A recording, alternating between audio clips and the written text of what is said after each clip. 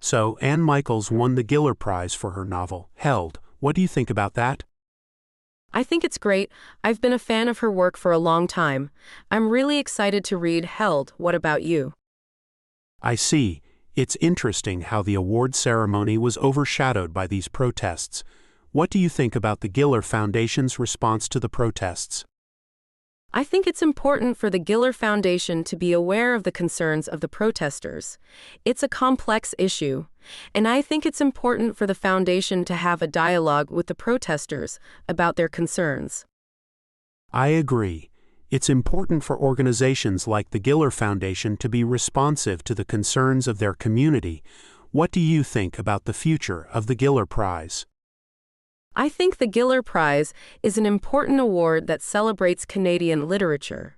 I hope that it will continue to be a platform for showcasing the best of Canadian writing. I agree. It's important to have awards like the Giller Prize to recognize and support Canadian writers. I'm looking forward to seeing what other great books are nominated in the future. Me too.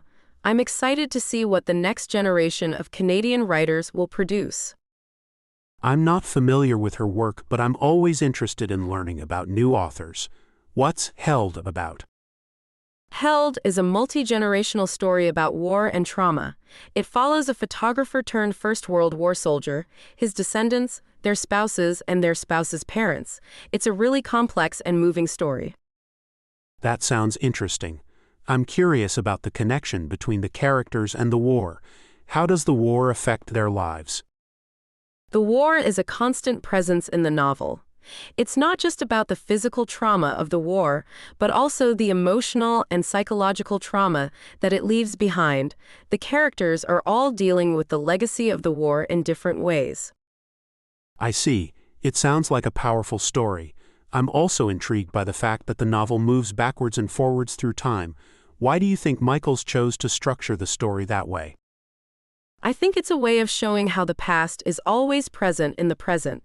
The characters are constantly grappling with the past and the way that it shapes their lives. It's a really effective way of showing the interconnectedness of time. That's a fascinating perspective.